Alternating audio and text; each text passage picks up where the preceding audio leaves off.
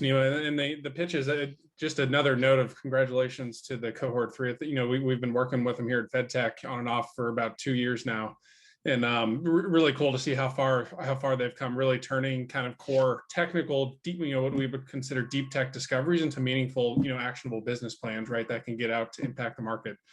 So as we get into this panel here, definitely interactive. Reiterate what Nemo was saying about it. Hey, put stuff in the chat. I'll kind of act as moderator here. I lead our deep tech accelerators programs here at FedTech, supporting Oak Ridge National Lab, but also other clients such as the U.S. Army and some corporations as well. Kind of with that custom accelerator programming model for technical founders and deep tech ventures. But let me introduce the 3 panelists here real quick, and then we'll get right into questions. But so in panelists, I'll just kind of give you the intros here. So number 1, we have Gary Brinkworth, the Senior Advisor in Innovation and Research in the Tennessee Valley Authority, who's one of the sponsors of the Innovation Crossroads program. We have Mike Paulus, Director of Technology Transfer at Oak Ridge National Lab, and a previous entrepreneur himself, having spun out of technology from Oak Ridge National Lab years ago that got acquired. And then finally, Coleman Adams, a partner at Clean Energy Group, and also an advisor, if you caught that, to Megan from Ncycle Energy from one of the earlier panels. So thank you, gentlemen, for being here today. Let's jump right into it. And Gary, I wonder if you can help us start out here. What qualifies as clean tech? Like we hear clean tech, energy, innovation tossed around, and I'll pass it to the other folks here in a second, but let's try to just set the guardrails, if there are any, for kind of energy innovation and clean tech in the United States. Well, that's a lot of times I think clean tech is in the eye of the beholder. I think for TVA, I think we think of clean tech obviously as being those energy sources that are essentially no carbon kind of resources. So we're looking at, of course, TVA is invested in a lot of hydro in terms of what's in our portfolio right now. So we think of hydro resources as being clean tech. Obviously nuclear, we have a lot of nuclear in our portfolio right now. So we tend to look at advanced nuclear as being part of clean tech. But then there's the classic clean tech, all the renewables that people are focused on right now. So wind and solar, those sorts of things that help us come to that place of either net zero or truly zero emission kind of energy portfolio. And so TVA, along with a lot of our peers in the industry, are trying to drive to that kind of sort of energy mix. So as we begin to retire our fossil generation and start looking at other sources to provide energy, that's what we tend to think of. And in our research and innovation group, that's what we think of when we think of clean tech. Wonderful, yeah, and it's interesting. Coleman, I love your perspective, especially when you think about some of the companies that have gone through the cohorts at Oak Ridge, right? I think maybe they're even one level removed from that direct kind of carbon reducing technology. But I'm curious how you'd answer that question again. Like what is clean tech? One is kind of advanced energy technology in the U.S. Open and go ahead and unmute yourself there. Sorry about that. Perfect. Yep. So I think the term has broadened out quite a lot recently. I mean, even in our name, clean energy is a bit of a misnomer. I think what we're looking for and what clean tech has grown into is how do we use resources more efficiently? Energy was the tip of the spear, and it was how do you harness forms of energy that can either be renewable or sustainable. And now we're moving down a supply chain of how do you produce the materials that build the solar panels, or how do you produce, how do you ship these things so we're not using as much energy to manufacture them. And so clean tech, even in the last 12 to 24 months, has broadened from very much energy focused and more so into looking at all the supply chains and all the materials that we use to make sure that we have a future that's more sustainable. Awesome. Love it. Yeah, I think that's really helpful. And for context, everyone out there, right? So Coleman being a part of kind of a venture capital group, right? Venture capital at the end of the day represents the riskier form of capital investment, right? It's not a loan. It's an investment in which you're aligned to that company's growth. So just for context, I think it is important to add that to kind of Coleman's statement there in terms of how the term clean energy from the tip of the spear mindset and commercialization is kind of changing. Mike, I'll ask you maybe a slightly rephrased version of the question, but when you think about advanced research and development, and maybe even one step ahead of the tip of the spear, I guess not yet investable technologies that the lab is working on and trying to commercialize via tech transfer. How do you guys set priorities for that? How do you again try to forecast what that definition is going to be to where again someone like Coleman and his group might be a nice handoff partner down the road? So really, we look at it from two perspectives. The first is, as we look at technologies that come out of the laboratory, we simply look at the value proposition. Is this a technology that has the potential to enable a new company, a startup, a new business? And so the first filter is simply, is there a value proposition associated with the science? Secondly, we're very focused on anything that attacks the carbon problem today, particularly with this administration. And when we talk clean energy, we talk everything from energy generation, energy efficiency, new technologies that take carbon out of the atmosphere, anything that drives down the energy footprint of human activities. And so it's a very broad net. And then from a commercialization perspective, we're looking for a value proposition as well. Is this a technology that could enable somebody to go to market?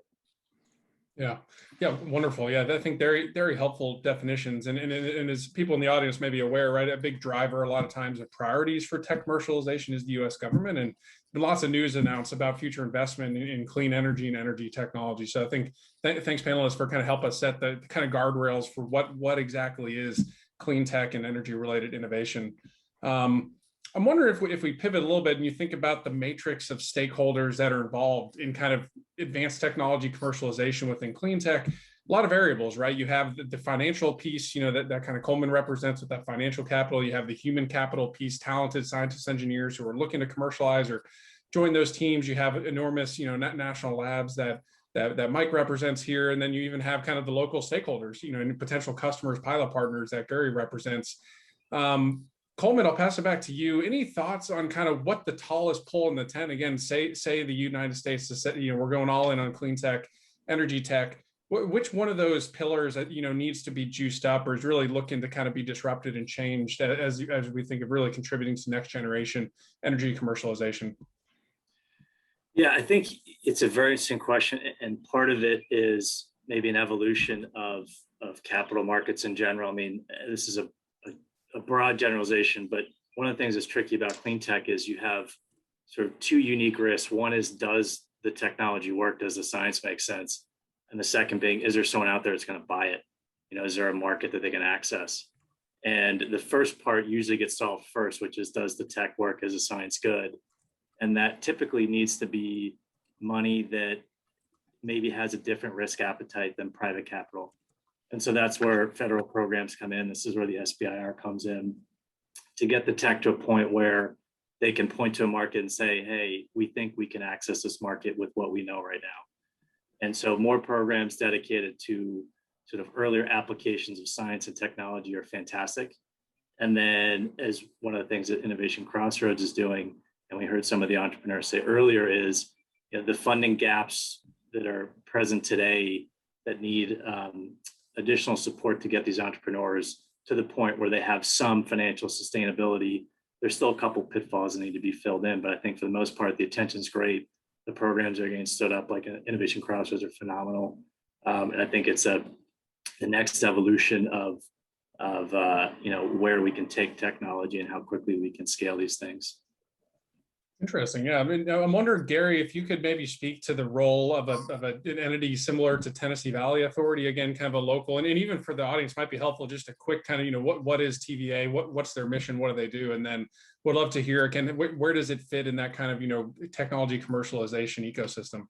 Sure. TVA, we're kind of unique. We're a federal corporation, so we're the largest public power system in the United States. We serve about 10 million consumers in Tennessee and the 6 states surrounding Tennessee.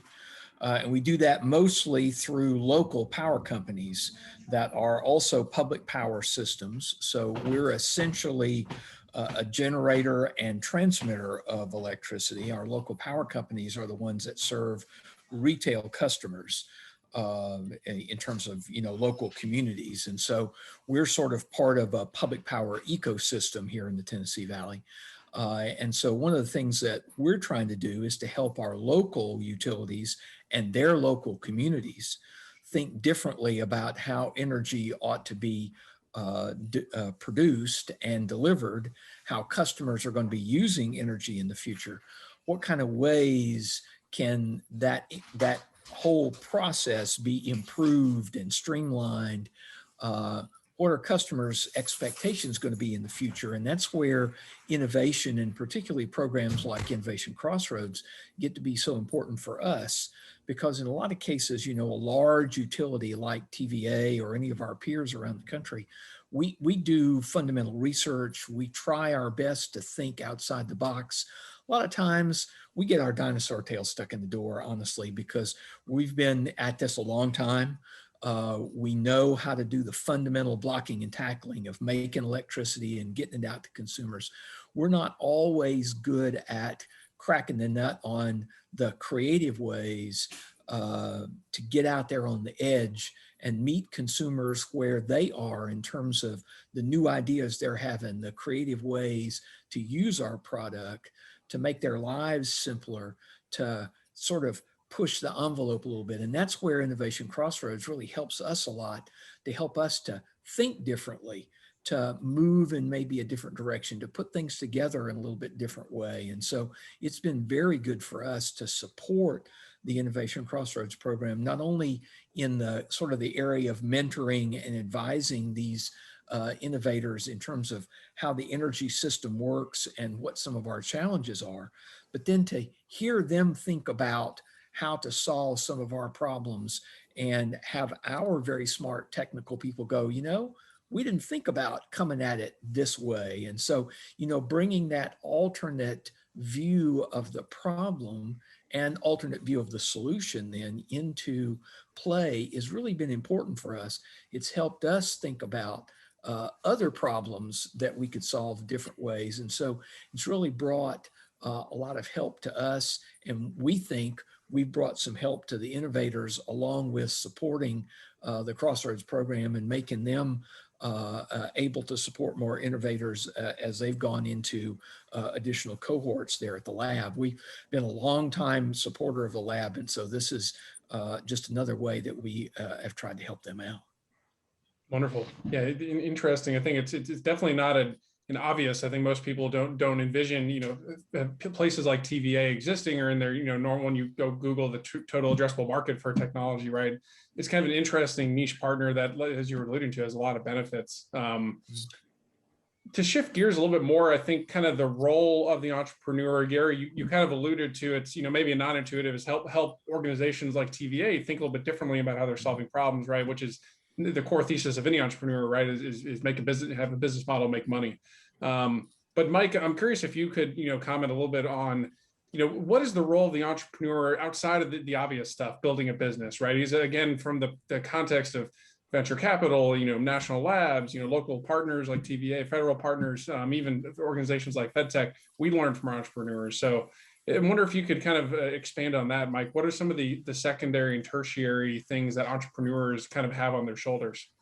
Absolutely. And I really enjoyed Gary's answer to the previous question, because I see us on exactly the opposite side of the coin. So at Oak Ridge National Laboratory, we do fundamental research into materials. We do fundamental research into chemical processes, and maybe get it beyond the bench stop to demonstration. And so, whereas we don't have a dinosaur tail to get stuck in the door, we don't have that deep experience base in terms of what the market wants. We're working for our sponsor, the Department of Energy, solving what we think are the problems.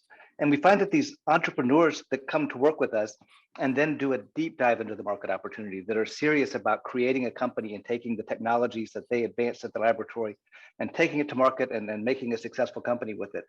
That experiment, that thought process, and the data that they come up with as they seriously analyze the market opportunity really helps inform us. So we see the entrepreneurs that are working with us, in addition to being a cohort of people that we can help with our technology knowledge, what they bring to us in real life, lived in real time market understanding and customer need understanding is really significant. So they have breathed breathed the breath of fresh air into our organization, because we can pipe dream about what it means to go to market. These guys are really trying to do it. Yeah, wonderful there. And just a quick plug for other entrepreneurs in the audience. I think what Mike's alluding to there's even even broader than just the energy labs, something called a cooperative research and development agreement that small businesses and entrepreneurs can sign with federal labs. And it often ends up being exactly that type of collaborative / transactional thing, where again, the entrepreneur is getting a lot of brain power, a lot of brain waves, a lot of development done on their thing that they can then go commercialize in a certain ecosystem. But at the same time, right, the entrepreneur is kind of helping with the data, the real life application of something that may have been kind of sitting in the lab. Some of the companies we worked with, specifically with the Army Research Lab, have had some great case studies of signing a CRADA and that kind of jump-starting their technical development to a place where they could then commercialize it, and kind of avoiding things like venture capital or other avenues that they could have taken. I wonder now, Coleman, we'll kind of switch gears a little bit in the realm of, again, kind of entrepreneurs on this journey. Who would you consider gatekeepers in kind of clean tech commercialization, right? I think, venture capital could be seen as kind of a gatekeeper, validation that the business is healthy and worth investing in.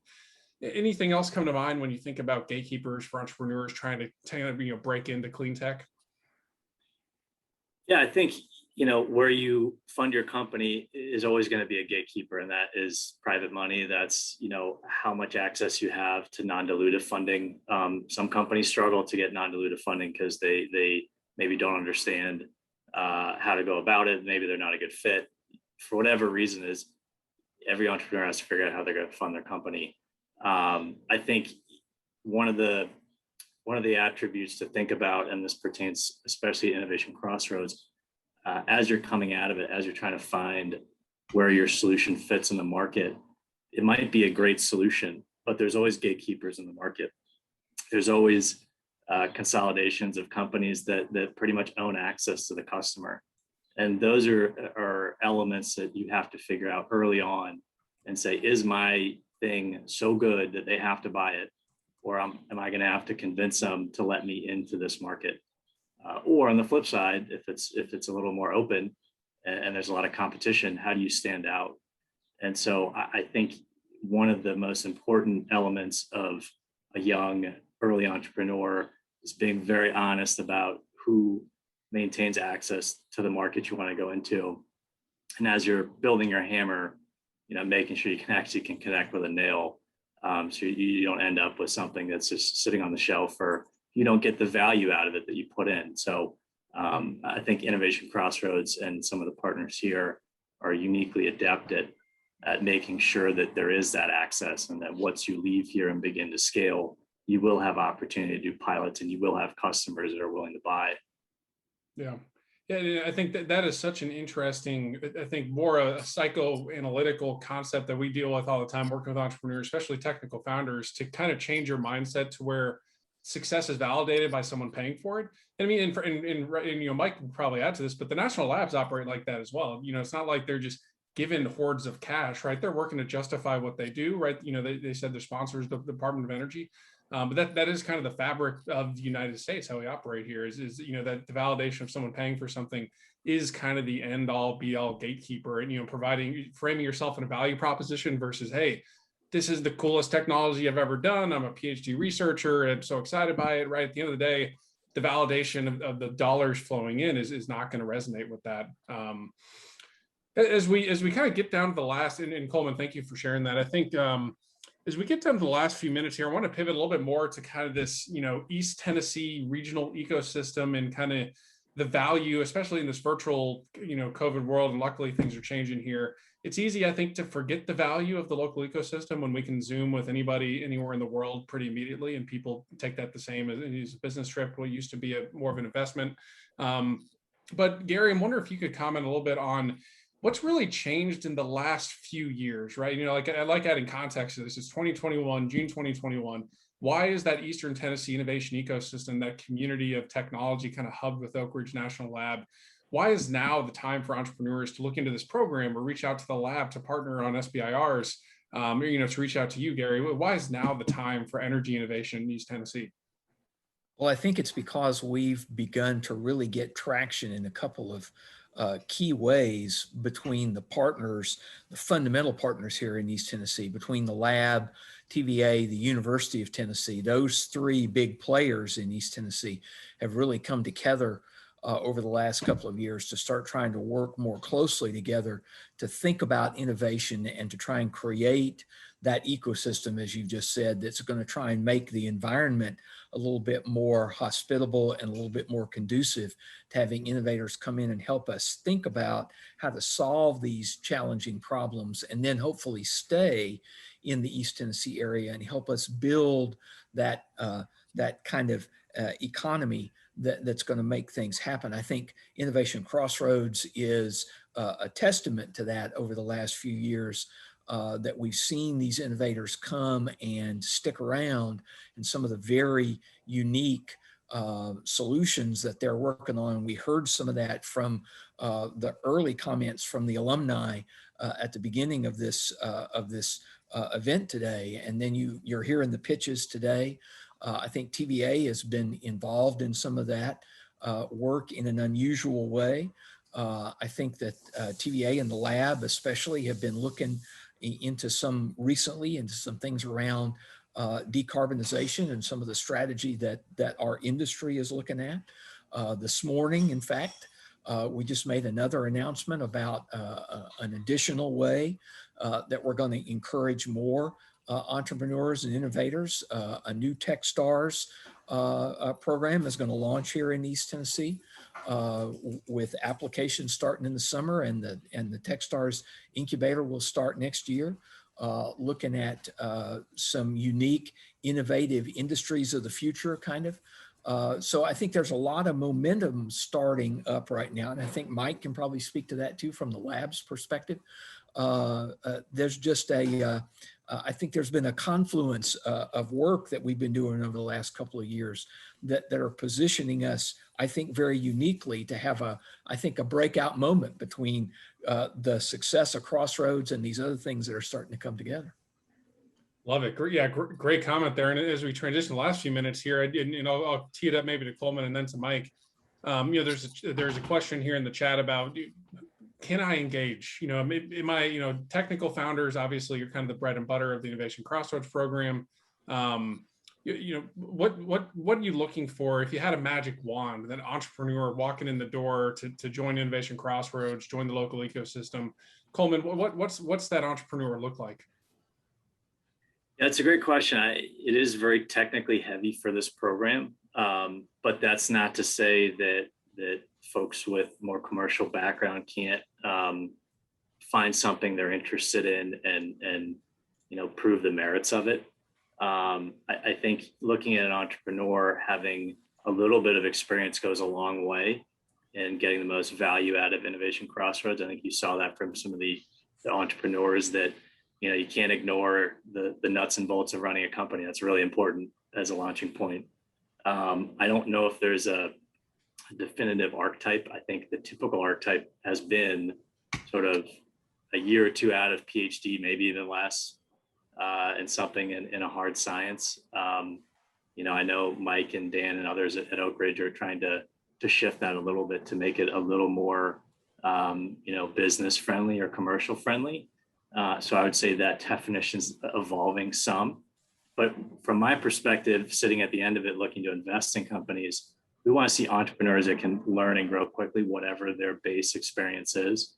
So if you're a technical founder, have you learned a lot in the last 2 years? Have you built a team around you? Can you use resources efficiently? Those are some of the attributes that we look to. And team is really, really, really important at this stage of investment, because you're really placing a bet on the team first, the science second, and then the marketplace third.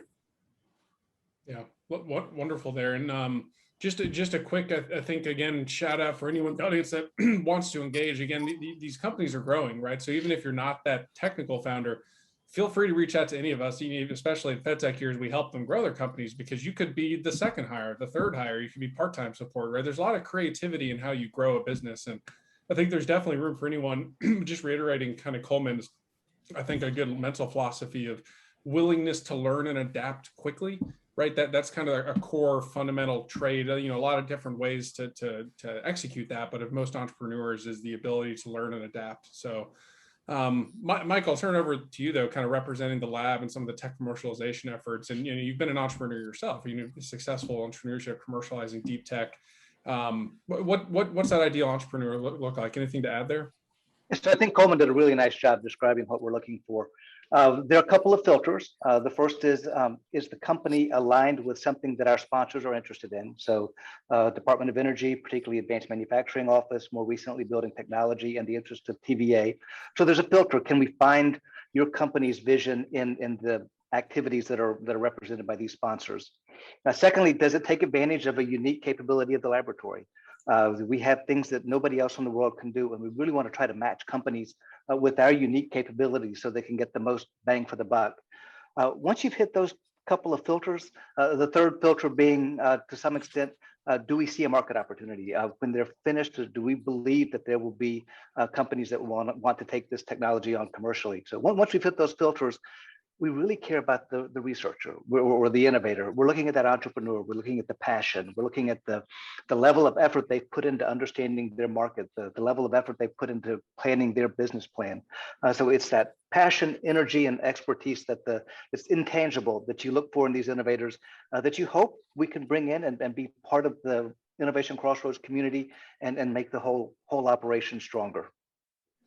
Love it. Awesome. I'll wrap up with just one final statement that we found ourselves talking about yesterday and kind of prepping for this panel. And a huge thanks to Gary, Mike, and Coleman here for participating. And after this, we'll move back to the rest of the pitches, I believe. But again, the value of working with the federal lab cannot be understated, right? There's a fundamental, unarguable trait to a deep tech business, of which all of the innovators at Innovation Crossroads are building here, of that deep technology, right? If you're differentiated technologically, it's very difficult to copy, right? It's not market access. There's a lot of ways for businesses to differentiate themselves. There's many out there. Most are not deep tech businesses, but I think from an investment perspective, from Gary, from Mike, in terms of the health of the core of a business that you're building upon, working with a federal lab, a national lab in some capacities, an entrepreneur as a business, spinning out tech from there, there's opportunities for entrepreneurs to walk up and say, hey, I want to commercialize technology from Oak Ridge National Lab. Anything there working with a lab, I would encourage everybody to find a way if you're interested in this deep tech space.